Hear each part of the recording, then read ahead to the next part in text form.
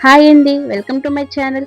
ఈరోజు మన ఛానల్లో రెసిపీ వచ్చి అప్పటికప్పుడు చేసుకునే హెల్తీ అయిన సింపుల్ అయిన బ్రేక్ఫాస్ట్ అయితే మీకు చూపిస్తున్నాను. అదేనండి రాగి రొట్టె. ఇక ఆలస్యం చేయకుండా ప్రాసెస్లోకి అయితే వెళ్ళిపోదాము. ముందుగా నేను 2 కప్పుల రాగి పిండిని తీసుకుంటున్నాను. నెక్స్ట్ చిన్నగా కట్ చేసిన ఉల్లిపాయ ముక్కలు,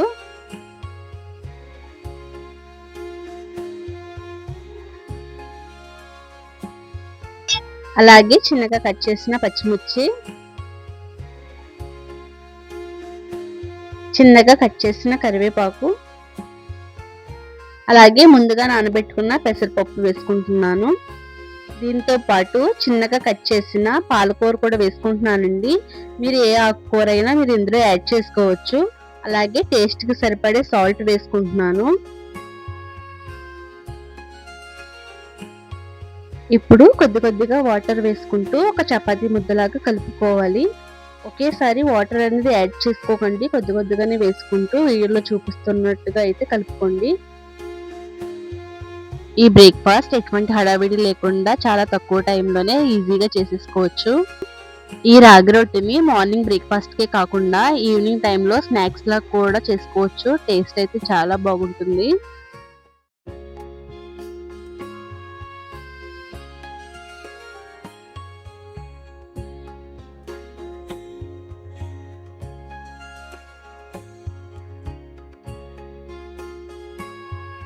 చూసారు కదా, మనకి పిండి అయితే రెడీ అయిపోయింది. ఇప్పుడు నెక్స్ట్ వచ్చి స్టవ్ వెలిగించుకుని ఒక దోస ప్యాన్ పెట్టుకోవాలి.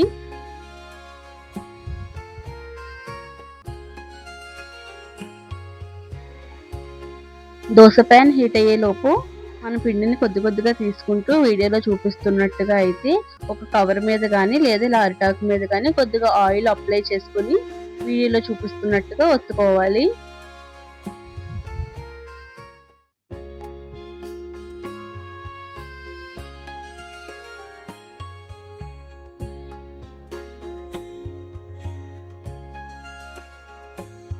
మరి పలచగా ఒత్తుకోకండి, బ్రేక్ అయిపోయే ఛాన్స్ ఉంటుంది. అలాగే మనకు ఆకు నుండి కూడా సపరేట్ అవ్వదు. ఇప్పుడు ప్యాన్ హీట్ అయిన తర్వాత దానిలో కొద్దిగా ఆయిల్ వేసుకుని ఆకుతో పాటు మనం చేసుకున్న రొట్టెను అయితే పెనం మీదకి వేసుకోవాలి.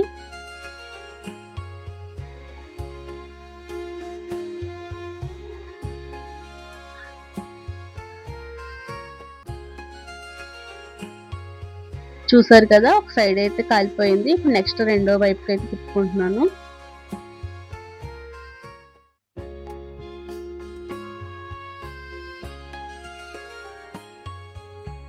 చూసారు కదా, రెండు వైపులా బాగా కాలింది. ఇప్పుడు నేను దీన్ని వేరొక ప్లేట్లోకి అయితే తీసేసుకుంటున్నాను. ఈ రాగి పిండిలో ఫైబర్ ఎక్కువ ఉండటం వల్ల మనకి కడుపు నిండిన ఫీలింగ్ అయితే ఎక్కువసేపు ఉంటుందండి. త్వరగా ఆకలి కూడా వేయదు. వెయిట్ లాస్ అవ్వాలి అనుకున్న వాళ్ళకైతే ఇది చాలా బాగా యూజ్ అవుతుంది. ఇంకా దీనిలో మనం పెసరపప్పు వేసాము, దానివల్ల ప్రోటీన్ లభిస్తుంది మనకి. ఇంకా పాలకూర విషయానికి వస్తే దీనిలో ఫైబర్ ఉంటుంది, ఐరన్ ఉంటుంది, మంచి పోషకాలు అయితే ఉంటాయండి. ఇది వెయిట్ లాస్ కూడా బాగా యూజ్ అవుతుంది, ఎందుకంటే తక్కువ క్యాలరీలు ఉండడం వల్ల. ఇంకా ఉల్లిపాయ కరివేపాకు అంటారా, మంచి టేస్టే కాదండి, దీని నుంచి మంచి మంచి పోషకాలు కూడా మనకు లభిస్తాయి. రాగి రొట్టె అయితే రెడీ అయిపోయింది. ఒకసారి మీరు కూడా తప్పకుండా ట్రై చేసి టేస్ట్ ఎలా ఉందో కామెంట్ చేయండి. ఇక దీన్ని మనకు నచ్చిన చట్నీతో దేనితోనైనా సర్వ్ చేసుకుని తినొచ్చు. ఇటువంటి హెల్తీ రెసిపీస్ కోసం మన ఛానల్ అయితే సబ్స్క్రైబ్ చేయండి. Thank you.